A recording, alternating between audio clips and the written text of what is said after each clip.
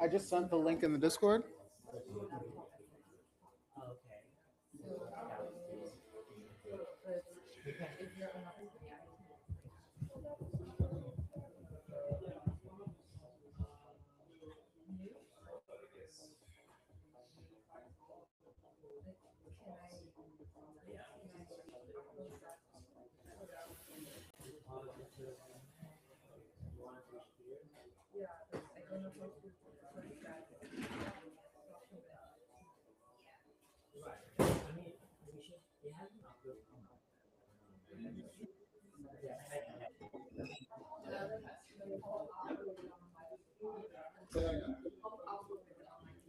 So, do you have your GitHub log? No, so you don't want to do it in your apps. And say, like, upload this to my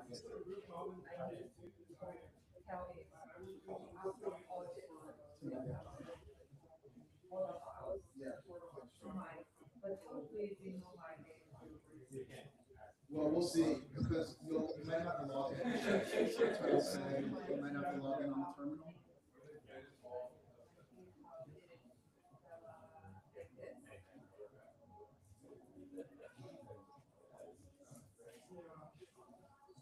Have you run?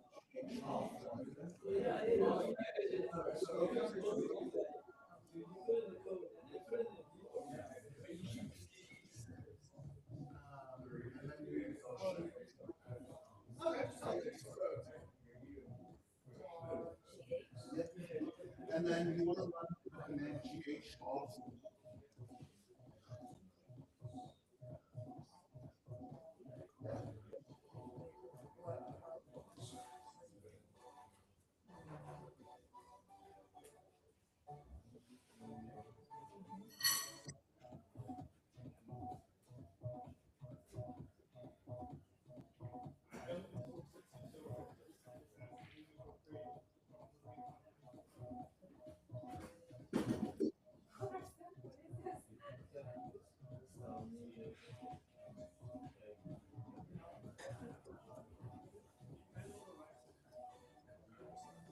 Oh, why are you laughing? There's just Yeah.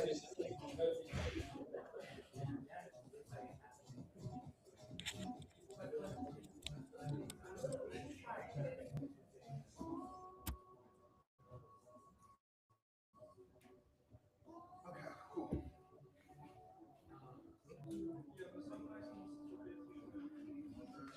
Can you pull up the research just so I have it ready?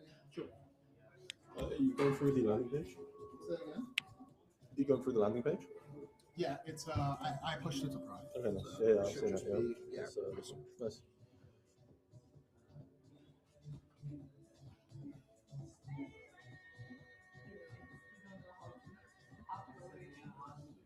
Maybe try this. Yep, yep. No, I don't. Here. Oh, thank you.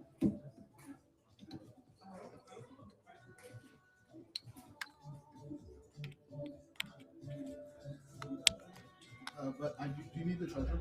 I think that might. Another one. Okay. It might be making it slow because it's low battery. Yeah. But I have another treasure. You get this. Oh, sure. All right, it is 6 p.m. Please submit your final project right now. Do it! Already. Do it. Do it! Click it. Click that button. Yeah, it's just as laggy. Yeah. It's pretty worse. Yeah. You can cut it. I'll bring it back to yours. No, I wasn't using it. Also, we should prepare this wheel nice. Yes. So, You take this section off for a moment. sure.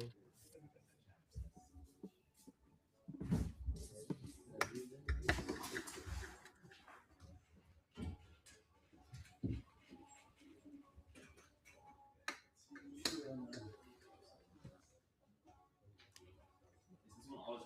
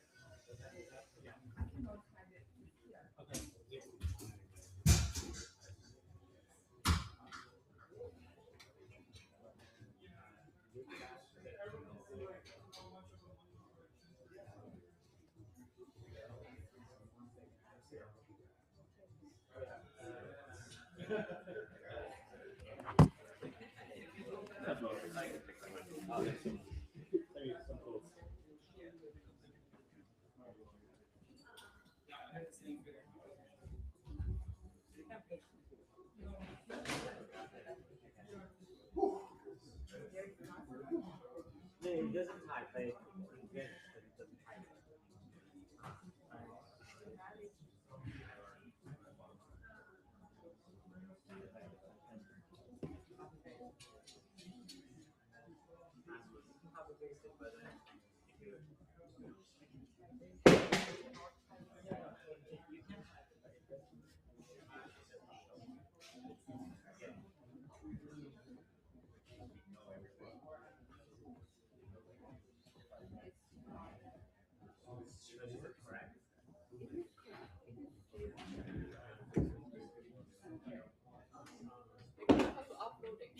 It's still not working?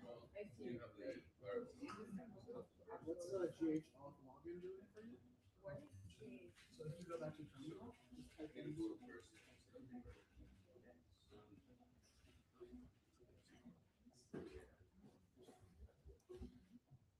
David said, GH not found. Did you install it? Oh, okay, so GH is like GitHub. Can you help? Yeah. First you have to install the GitHub app, and then you can run GH login. You'll be able to log into your account.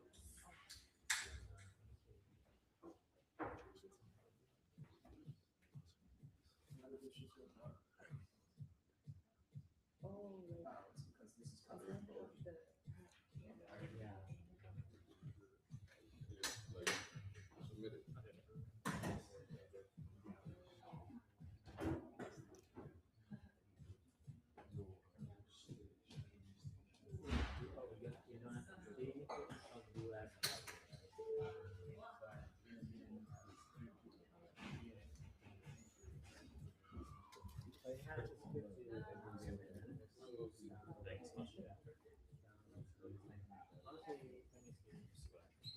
What's in the toolbox? What's in the bag?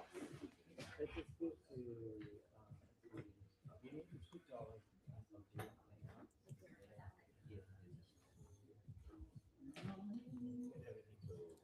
All right, has everyone submitted? Has everyone submitted? You guys have 2 minutes.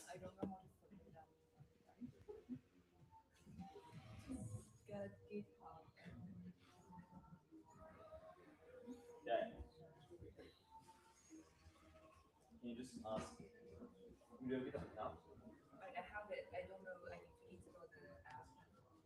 Just ask for the terminal to do the video. Did pop up? Okay, ask. I think you guys can do it. Good. See,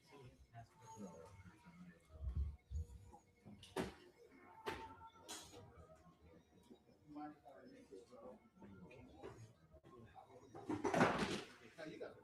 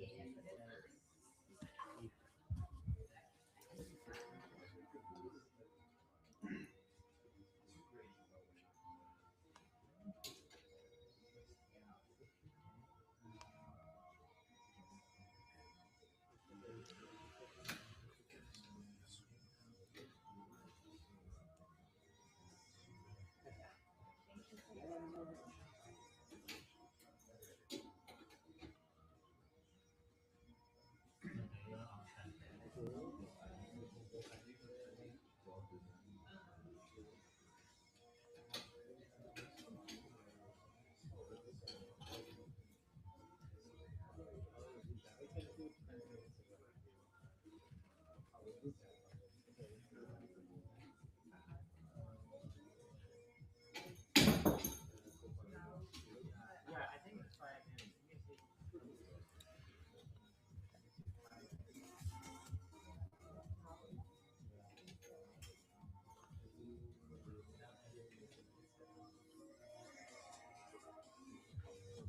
Has anyone not submitted? Yes. Did you get it? On the way.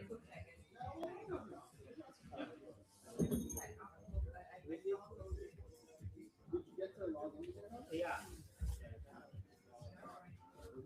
Yeah, we got some down.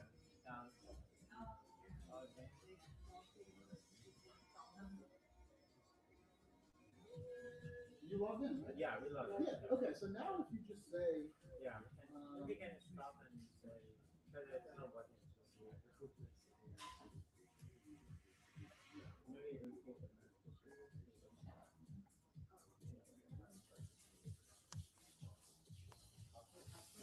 Like that.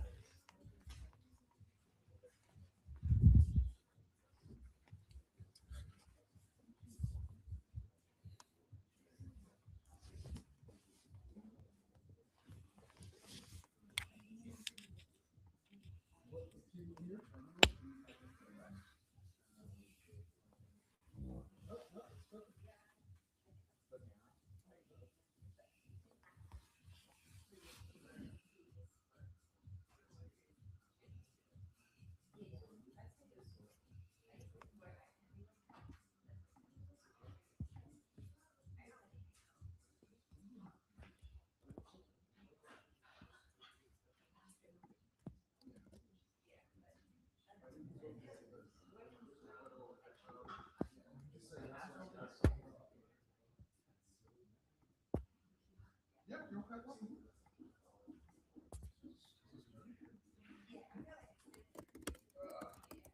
off.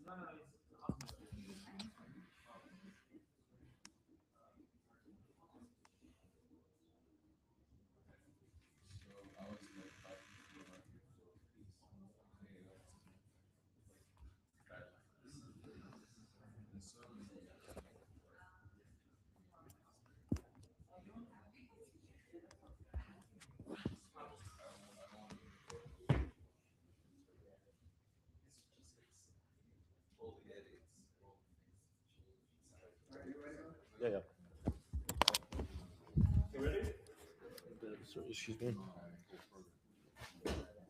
No. Has everyone submitted? Or-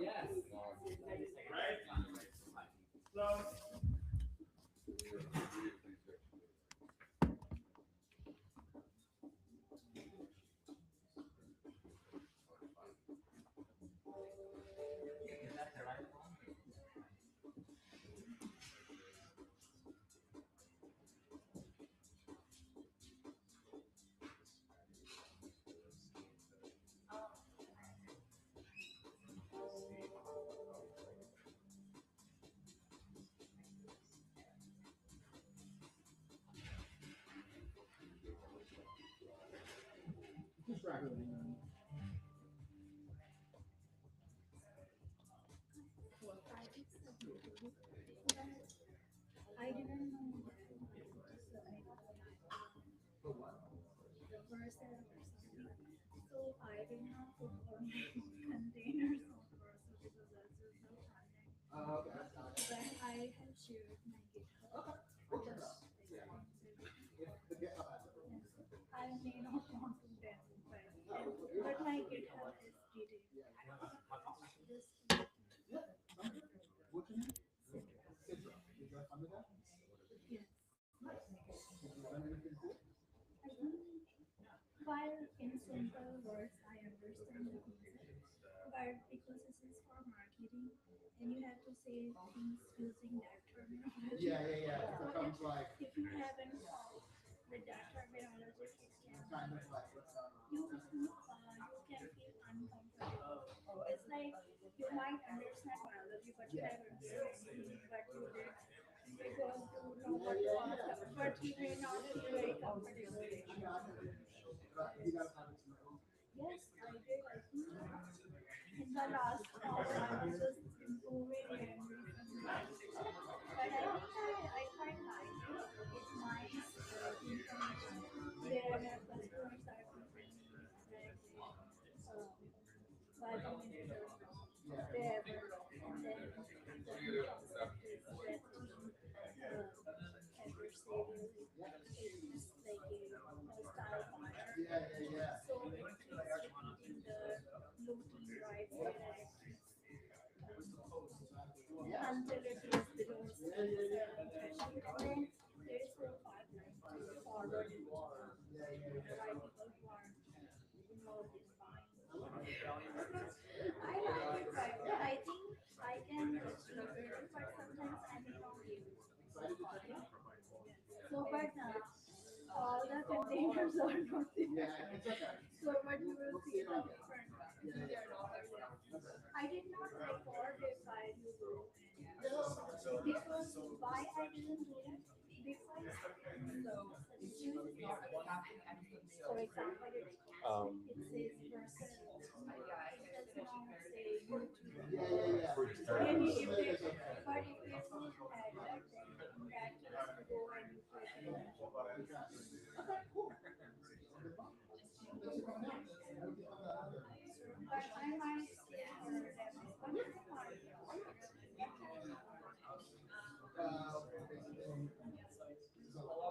Oh, you guys are looking at it. But can you stream that?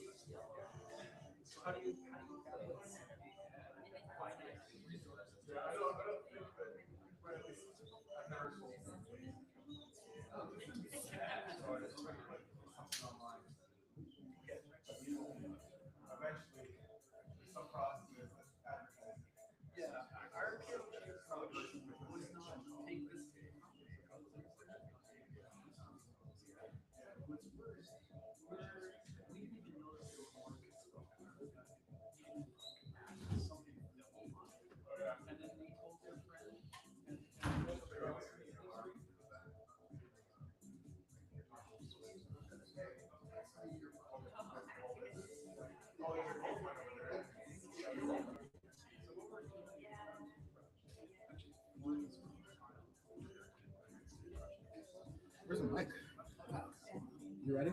Yeah, ready when you are.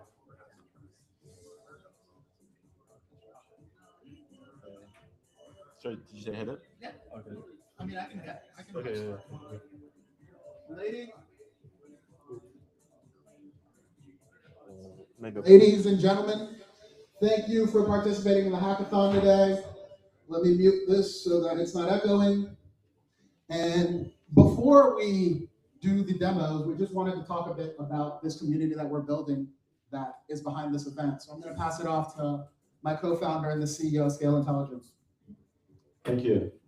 So I'm just going to talk very briefly around Scale Intelligence, but the larger theme is something big is happening in GTM. So just a little bit of a context in my background is it's been very much in Asian research and marketing. So I was on the founding team of Camel, but then as well on the marketing side, I've been mostly specializing in building marketing systems. Some did 70,000 followers in 8 weeks, others I invested a lot of money into and completely flopped. But this is just to say, in 2026, agents are getting very, very good at GTM. So I think a really big breakthrough, at least for me, was Kapathi's auto research. I think it showed that agents can run loads of experiments and optimize 2 KPIs based on those experiments. And for anyone that does marketing or GTM stuff, I think that's like a lot of the job, right? And to kind of hone this down to marketing, you can think of like any piece of content you guys make, I think could really be boiled down to context, content, a KPI to make more content. And don't worry if that sounds a little bit confusing. I'll give an example of Mr. Beast. He kind of has this recipe where he's optimizing to get views. He's got this thing where he says, okay, 100 people, I'm going to give this amount of money. He's got the context of him being Mr. Beast, and he's just constantly optimizing for views. If you take a step back and look at a business as like a whole, we kind of saw this at Vulture today. From product to revenue, every step of the way can be optimized by agents. So that you can optimize the offerings, the channels, reach more distribution, the strategies can be optimized. And I think the future of GTM in the next couple of years is going to be a lot more quant-like. I don't think it's going to be fully automated. I think there's like a level where there's kind of augmentation, but there is something big happening in GTM and it's going to change really fast. So if you share this belief, join us in this community. We're doing events like this. Terry done one recently with Firecrawl, and we're going to do loads of different like group chats and other activities. If you're interested in kind of going full in on this, we are actually opening two houses. So we're doing one in San Francisco and one in London, all around people on the frontier of GTM. If you want to join and sort of join that chat, feel free to join the QR code here. But also, we're doing a lot of interesting research. I'm going to pass Terry over to that. All right, so one of the things that we had as one of the categories today was GTM benchmarks. So, let everyone take their pictures. Any more pictures? Okay, cool. And you can also just go to scaleintelligence.dev, which I am about to show you here. So this is our website, and I want to show you the research that I worked on and talk a bit about how I'm looking at GTM through the search angle. So my name is Terry Damiba. I'm a developer evangelist at arcade.dev. I used to work in vector search. So I kind of look at every problem as an information retrieval problem. And retrieval for content generation or long-running agents is really interesting because in the past, when you did retrieval, the only thing you cared about was getting the right documents. So imagine I asked the LLM, what's that off project we worked on last week? I wanted to answer top result, the actual project. When we're talking about agents that are creating content, though, it's not just retrieving the document. We're actually trying to predict the next action. So that requires a bit of a different approach to evaluating how your retrieval mechanism works, because if all you care about are just the top documents, you're not going to get very good results. So I built this benchmark that has almost 1,200, a little more than 1,000 actual posts from LinkedIn and X. Some of them mine, some of them from other people who are doing B2B marketing.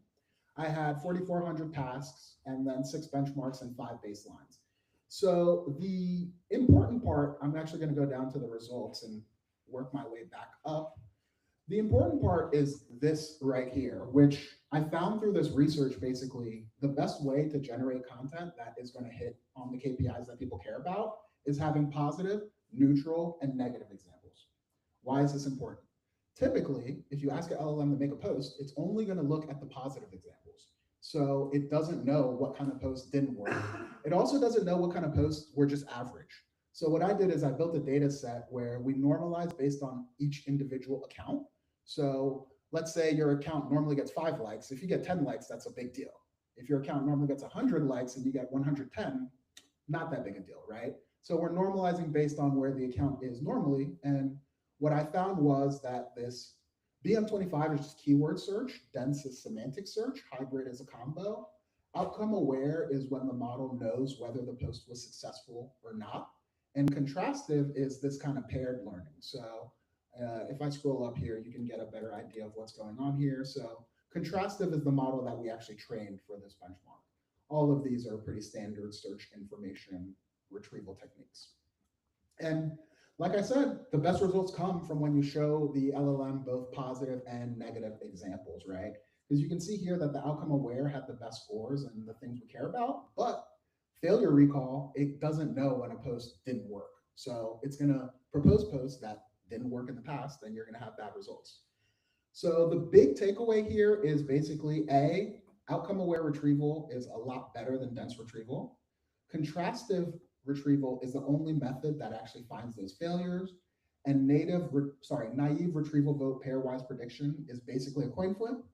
But if we give it recipe selection, all of a sudden we get to 667 from almost random.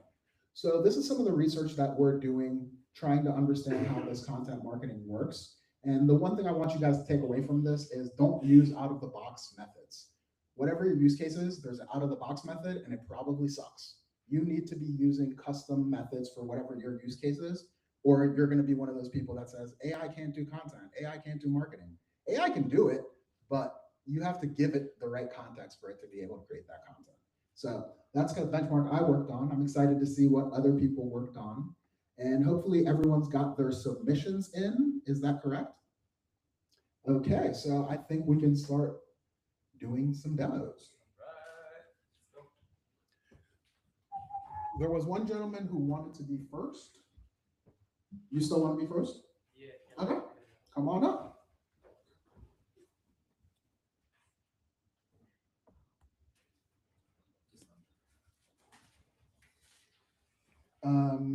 Is yours, it's on your computer, right? Okay, give me 1 second. I just need to grab this link. Or here, come plug in your computer.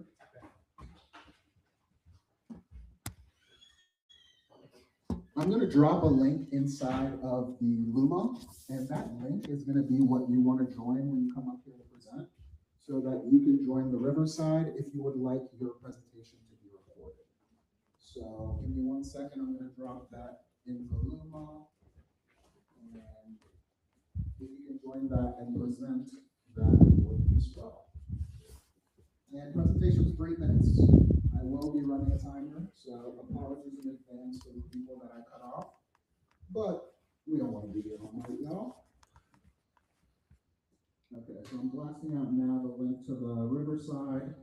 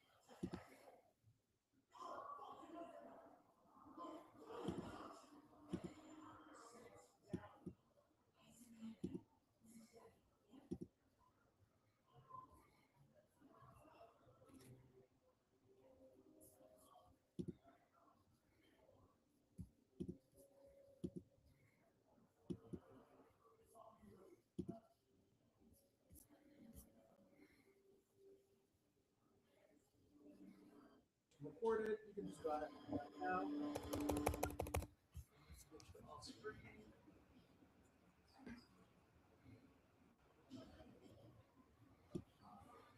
Oh my God, what's happening? Okay. Because they're analyzing You're my all good, dude. complexes. It wouldn't be fun Yes. if the demo gods didn't throw a wrench. Oh, clear reopen, clear reopen. Oh my God, okay. Yeah, you needed it.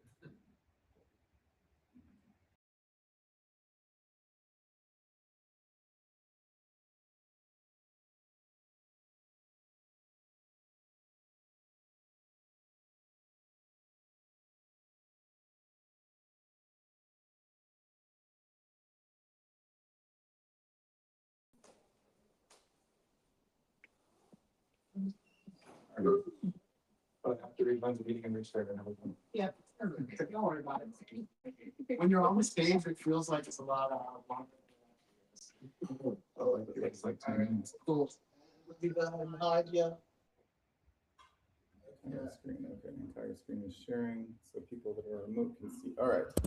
So, hi, I'm Seth. I've been a developer most of my life. I'm currently working on this interesting play between the company VoiceCert.com and Masky.ai, where VoiceCert is kind of like an antivirus that no one knows they need, and Masky.ai is the virus. We're cloning everyone. We've got, this old uncanny valley of avatars, and now we're getting to this really real place where we're making fun avatars that are obviously avatars, but then there's some that are real. And how do you raise your hand if you have seen an avatar? Okay, there's one right here, so you've all seen it. I want to see your hands. Audience engagement. Okay, keep it raised if you know how to tell if it's real or not. Okay, so that gap is why VoiceCert exists. That's just about my company. Now the GTM stuff, what I built today is called VibeM, which is, I think I have the GitHub here somewhere. We've got this nice little logo. So you kind of define KPIs in a web UI and then spawn VMs. And the idea is like vibe coding, right? You vibe code with an agent and he vibe codes with other agents for you within VMs. Now there's a lot of companies out there, like Mule Run is one. My friend Andrew Lee that founded Firebase just got 20 million of funding like 2 weeks ago, I think, for Tasklet, where you join their website and create VMs that run tasks on a cron. Basically, it's just like kind of OpenClaw with a cron, kind of defining and running the thing that you're telling it to do. And so that's kind of what VibeM is doing, but it's running a claw that runs a mule run or a thing. So it's kind of a inception or whatever you want to think of it as. All right, let's get a demo. This is the last one, yeah. So here we've got a stream. We've got a KPI. I want to onboard streamers. So Twitch streamers for Masky, right? People that are going live, playing video games. They're going to create clones of themselves. I can click spawn VM and it will like suggest a strategy, which is kind of fun. And then you can guide that strategy if you want to, or rewrite it if you want to. And you can spawn the VM and you see over here, it's spawning, it's running. You can click details and kind of introspect what's happening. We see the strategy there. We see it starting. This is reaching out to Twitch streamers who fit the target profile. So sending messages to people on Twitch, I guess, that's what's happening. And so after that finishes, it will identify that it needs to run its own evaluation on how it did. Did it actually make this KPI go up? Did we onboard the streamer? And each task has a different delay. Like maybe it will take a day or 2 days before it actually does that eval and checks back. So that's the general idea of the system. We've got settings here where you specify your open API key, which they were great to give us.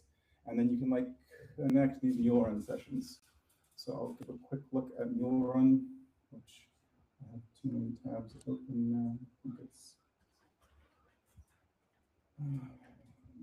let's just go to Mule Run. This is an example of one of the tasks that it spawned that I have in a session here with Mule Run, where there's a category on Twitch called Path of Exile. It's a video game I like playing, so I guided it and said, go create memorable clips on Path of Exile and then export them to YouTube. So we've got a YouTube channel that just shows a montage of the most engaging clips from that day. And then we message the streamer and say, hey, you were featured in this clip. And we can now add this talking avatar to you. Oh, do you want to control this avatar? Do you want to use it for your own purposes on your socials? And then they can go to masking. Is that about 3 minutes? Cool. So that's the general idea. You got this loop running, and you can kind of manually come into these systems like MuleRun or Tasklet to see how they're doing, what sort of tasks they've created for you to try to optimize your KPIs. And they can get better over time. Any questions? This sounds great, but I want to see like what problem is solving. Like if I'm a YouTuber, what are you doing for me and for the go-to-market? Like I just received an email that hey, we made your avatar and you want to use. Well, that was just that one strategy, but yeah. So like I want you, so yeah, so this is the go-to-market platform is by them, right? That's what I'm pitching for this event. But the Masky stuff, you can talk to me afterwards if you're interested in like contacting streamers and stuff like that. But that's a whole different business plan. But it's basically like their chatters might want to talk to them or ask them a question while they're playing a video game. They don't want to read all the chat. We have like a heads-up display that shows them the most important messages, that kind of thing. And then their avatar will be like, I already know the answer to this. I'm just going to show up and answer it. Yeah. And they pay like $1 to ask a question. So it's the monetization is like that. Any other questions? All right, awesome. Thank you. Anyone else want to present? Yeah, I'll go. Do you want to record it? If so, join the Riverside. Does anyone want to go after this gentleman? Does anyone want to go after Mike C? That's fine. Okay, we got 3 people lined up.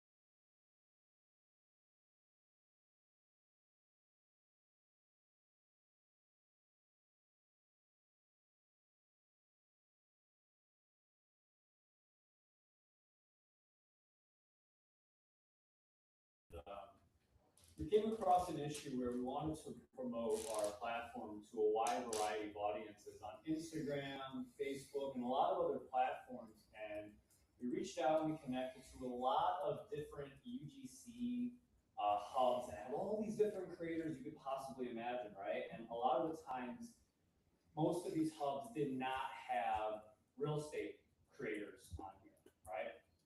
Instagram, Facebook, these are really big platforms for real estate investors, but there's not a massive amount of UGC creators that are creating content for these investors. So we started creating content using Higgsfield, Seed Dance to promote our platform, and now we're looking for a way to really scale our UGC content.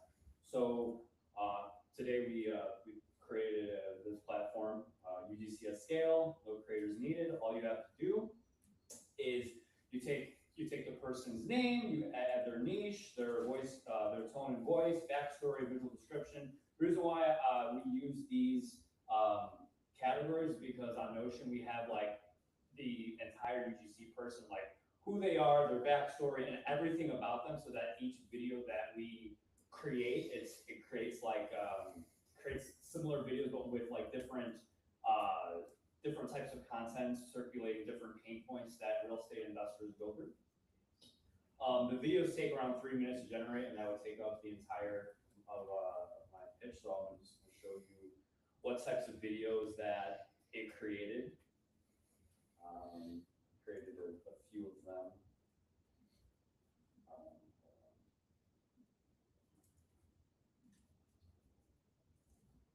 I don't know why the audio is not working.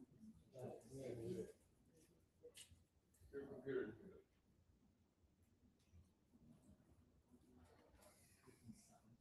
The video itself off the thumbnail. Oh, the video itself. To the left of it? No, we don't, you know you're there.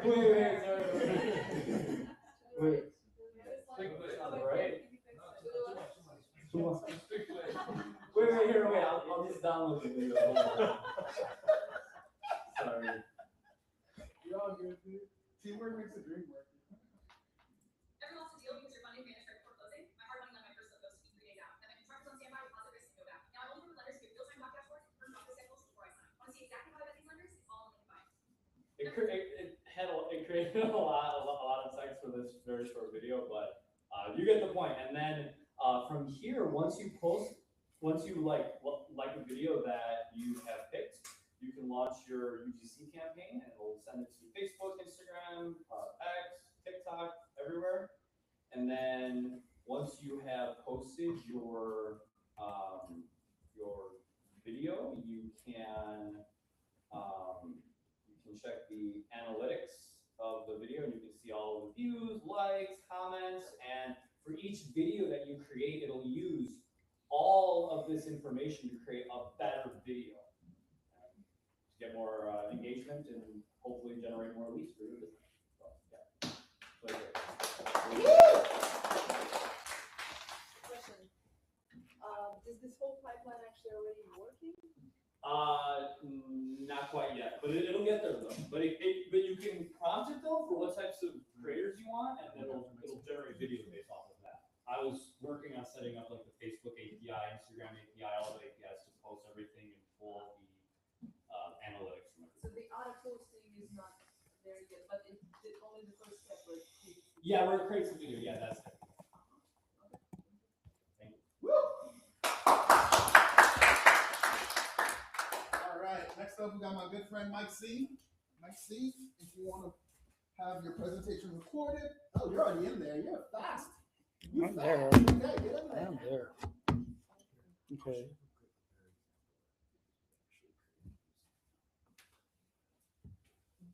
So do I click out of this or?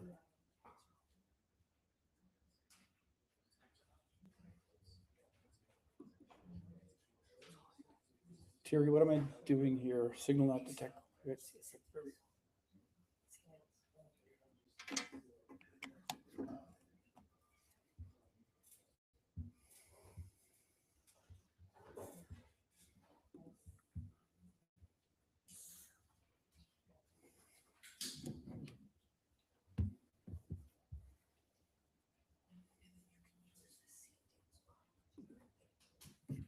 Need to share your screen for be able to record that. You need to go back to Riverside and share the screen.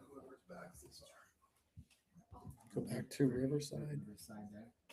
Okay. Next one, the other tab, and share screen. Yep.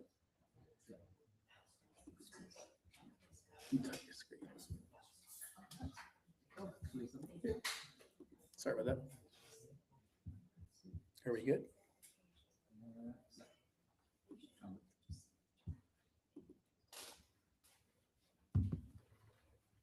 You can close the bottom right thing.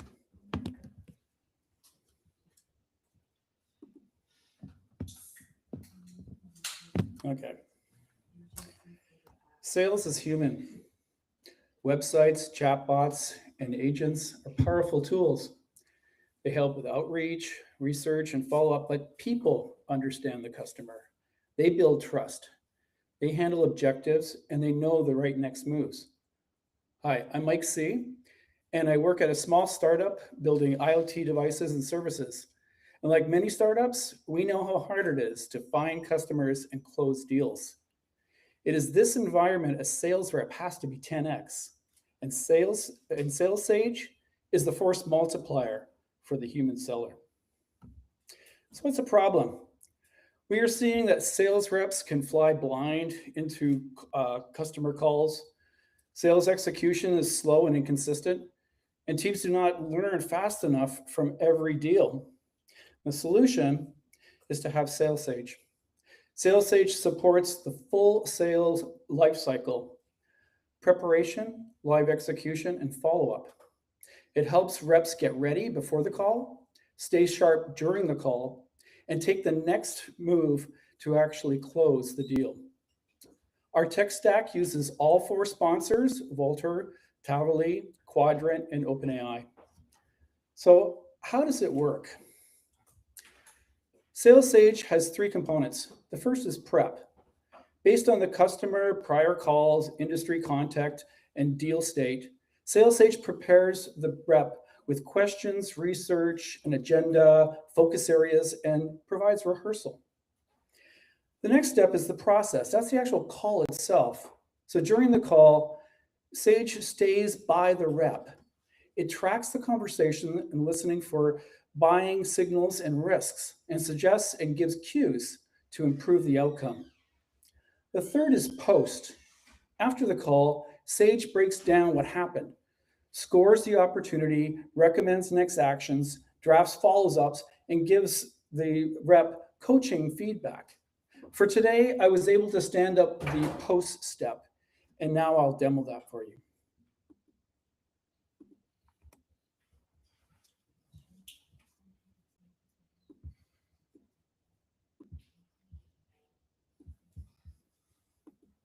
So this is Sales Sage. And when we see, we have an inbox of all of the calls that we have made, and we are going to do follow-up on it now. So when I take a look at this one client that I have, and that I can pull up the transcript, and from here I can see that I'm in the post step of this, and I can go through and I can identify based upon the icons that are posted in terms of timely things, follow-up by email, and the success that we've done. Taking a look at this, we have a score. So this actually gives us a prediction in terms of where we are towards actually closing. And right now, we're only at 4. But what it will do now, based upon what happened in that particular call, I'm going to run the post-meeting claw, and it's going to now run, and we can see that it has actually gone to 7. Now it gives me an indicator that that last call has taken me from a 4 to a 7. So what did I do? In that, I was looking at the context, and based upon what she was complaining about in terms of her timeline and also in terms of her budget, and what the drop off was, I did research on her company by using Tavily, pull the information out, and indicated that we need to follow up to make sure that we make it within her June 30th timeline. Then taking the context in terms of this particular deal, what we've seen in terms of all the artifacts that we've collected, then matching it against what I've collected and what I have put into the Quadrant database. It's not a matter of just a lookup. I semantically want to know where this deal is. And I also see a pattern that 4 out of the 6 wins that are in this cohort follow the exact pattern, so that I know what my next steps could be based upon what I've done before. In the process, there was a particular request that was made in terms of the actual payback period. I had no way of finding that or calculating that.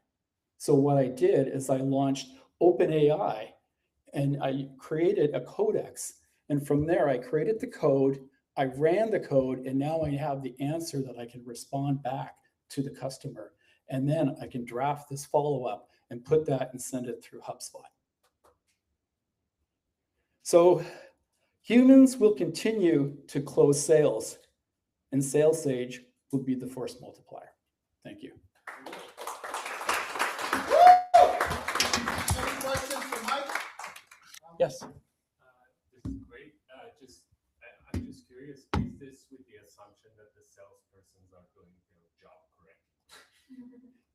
correctly? Yes, exactly. And what you're going to be doing there is and again, like I said, in terms of what's going into Quadrant, is that I'm looking at the particular artifacts that are coming in, as in, are they following up 3 days later? What's the actual, closing deal on it? So yes, it's expected that the objective is in order to actually make the close.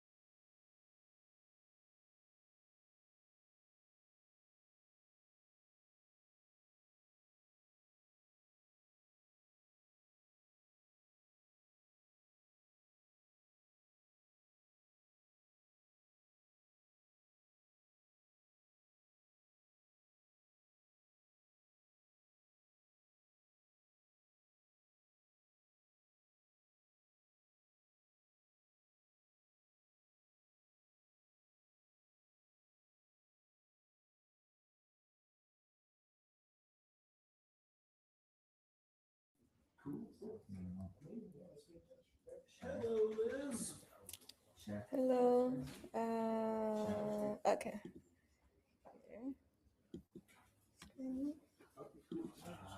No, I'm gonna close it. That's what it's not gonna it's not working. It's not working. It's not gonna Oh no. Entire screen. try clicking, click on the entire screen. Click on the entire screen. Yeah, I click No, screen. entire screen. Yeah. Click on the image there. Yeah. Oh. You know? Okay. Okay. Now it's working. All right. Okay. Hi everyone. Hi everyone. My name is Liz. I developed this system together with Rome. So we are doing the category 2 content engine call. And what we did was, let me just go back to the first slide here. Yeah, so the problem a lot of companies usually have is when they launch a new product, they take weeks of planning and you need to work on the scripting. And then in the end, you can launch a product demo video. But this involves a lot of manual process, and you need to hire someone to do the recording, and they need also a lot of video equipment. So what we did is we developed a system that will automate this process. And what we need is just one URL of your product link. And then we will generate a demo video based on your products. So how it works. First, we use Tableau to do the research. So it will scan through your product site for the new features, for the tone and your brand context. So it will make this video based on your product, your company brand style, the colors you like, your fonts, your brand voice, everything customized to your product. And then based on that, we will generate an AI avatar as a spokesperson for your launch product. And also you can choose the voice, maybe somebody who's already working there. And then after this is generated, we add video editing on top of the existing video. So we'll render motion graphics, captions, and then any customizable pictures, images, everything. And then in the end, you get a 30 to 60 second on-brand demo video. And then you can just publish to all your social media platforms. So let me just show you a quick demo of how it works.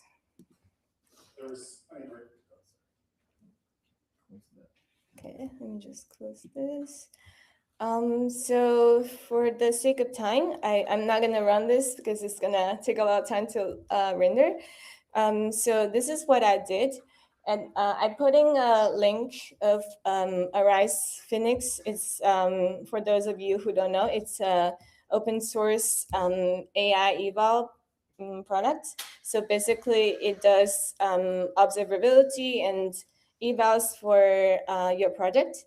So I put in this link and then I hit generate concepts. And here it generated the brand colors, the typography, the products, all the guidelines for the company. And then after that, it generated 3 top demo concepts for me to choose from. So, so this is customizable. So you can maybe want to do a more deep dive into the product, or you just want a very simple, quick, short demo. So here just choose the first one, which is just a workflow walkthrough, and then inspect in the UI. And then I click on the generate the avatar. So this will draft a 15-second intro based on this idea. And then here we have this full script. It basically does kind of like voiceover for the demo. And then I click on the send this script to HeyGen. So HeyGen is engine based behind this avatar generation. And then we got this AI avatar. I don't know if we can see it here. So this is the AI clone of myself. Yeah, maybe, I don't know if you can hear.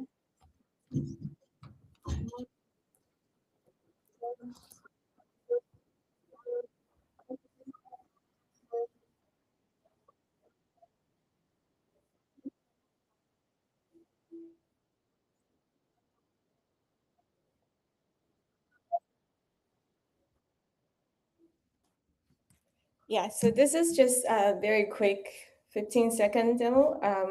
And then after this, we created some video editing and animation on top of this. So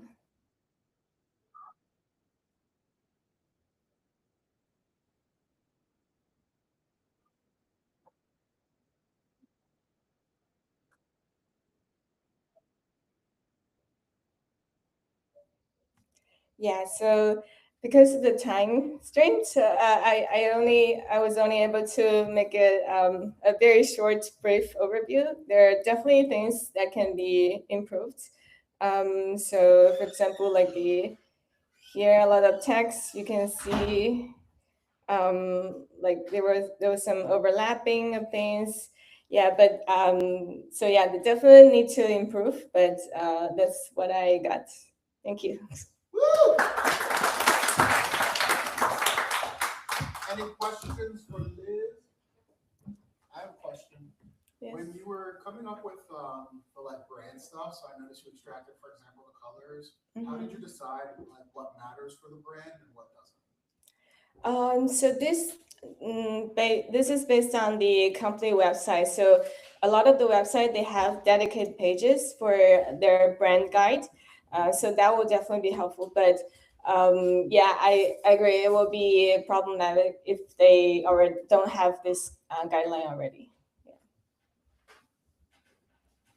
Any more questions?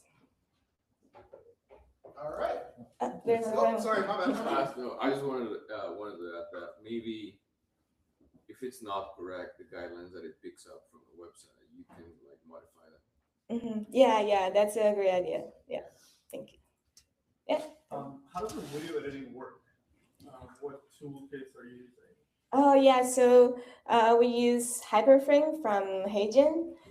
So they generated a HTML animation based on your video, and this was also based on, so from the previous video, we extracted the audio, and from the video itself, we got the timestamp, and then each second, what are the transcripts, and then the animation is based on that. Yeah. Thank you. Awesome. Woo! All right, who's next? Preacher? Or no, it was perfect. My bad. And sorry for not knowing your name. Just colors. Sergio?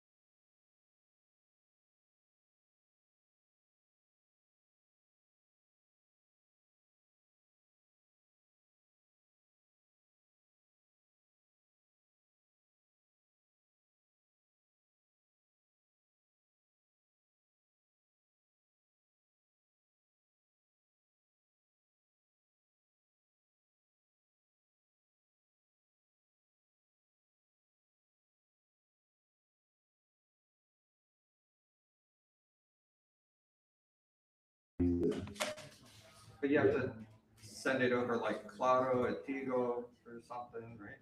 The data back? The data? No, it's gonna be Bluetooth. So it's gonna be like you can only use only one, so it's gonna be all connected to Bluetooth, send the data to your receiver, and then the receiver is gonna send the data to the AI agent, and they're gonna have like a little dashboard with all the stuff. Yeah.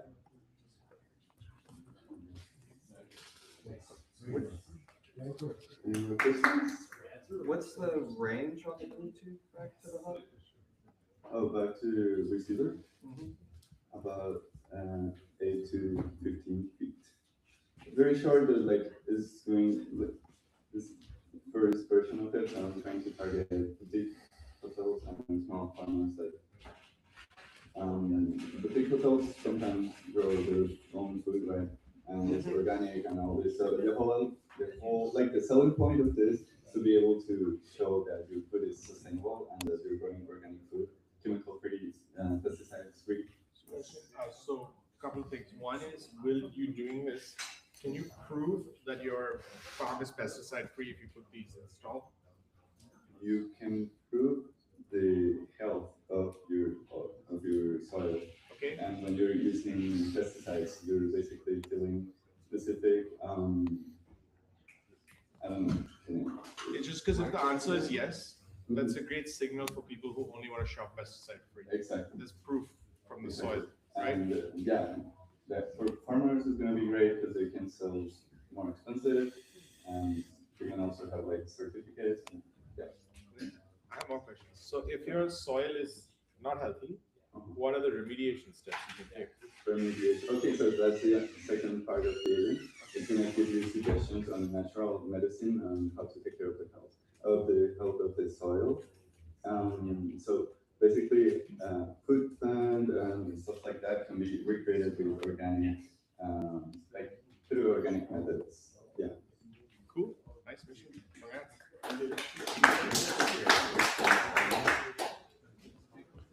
All right. That's all right.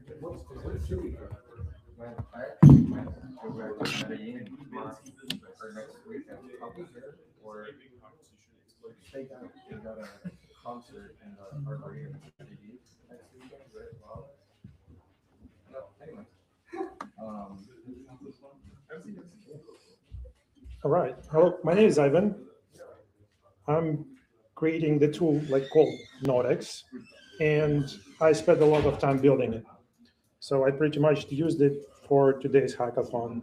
So I spent most of my time designing the thing, and then like nearly autonomous implementation with automatic verification loops. So, but it's not like, I'm not talking about this tool. I'm talking about like when I'm building like complex thing a lot, there is really not a lot of time to do others founders job, right? And one of the problem of the early like pre-product market fit startups is basically how they communicate the problem and solution to their customers and potential customers and prospects. So, and that's especially hard when there is not a single word for the thing you're building. So the closest thing is like software factory, but a lot of people might get confused.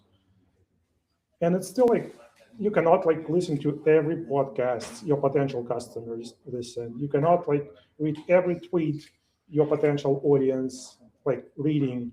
So, but essentially like every company gonna be like cybernetic company when people actually maintaining this pipeline as on a Ford factory, but not like doing like every tiny small decision. So, and as an input for that cybernetic loop, I just decided to build a tool that's gonna ingest all the information from the industry, like starting from YouTube, podcasts, Twitter, and then trying to extract like my bad problem definitions, my solutions, and try to find the signals and the language, how customers explain the thing, what they want. That's especially important like on this pre-product market fit, when you can like 10 times, 100 times like more insights with like same amount like direct communications. So, and we probably recently witnessed like new word invention. How do you know like this new word when you're having fun, you don't overthink, you just do like whatever you want, you have a hardship. So that word is recently invented. What it is? Do you know what it is? That single word that basically pretty much wraps everything with what I just said. It's like retard maxing. Do you know it probably from the Twitter, right? So like retard maxing. So you basically you don't overthink stuff. You just go and do it. So that was like complex definition that now it's single word. So like. I thought that was looks maxing. Oh, say again. Looks maxing. These retarded Instagram models that are trying to be more attractive, they call it looks maxing. Yeah, but now it's like now there's version for nerds, right? So this retard maxing. And it feels like inventing these words is like full-time job. So and like how can we make it like a little bit simpler?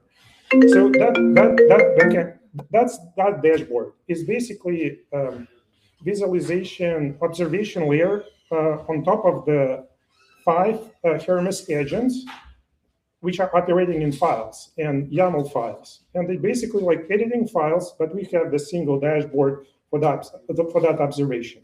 So it pulls the information from YouTube and Twitter and then just process it and trying to extract insight. And the core idea of it is on each cycle, it will re-ask itself, like, do we like asking the optimal questions? Do we have enough sources for this? And then we kind of creating this like self-improving loop, which is hopefully gonna work and gonna scale. So, and I will try it more in the next 2 weeks. So that's pretty much Awesome. Any questions? All right, thank you. Who's up next? Do we have anyone left who hasn't presented? I think that's everyone, eh? Oh, you? Okay. Are you the last?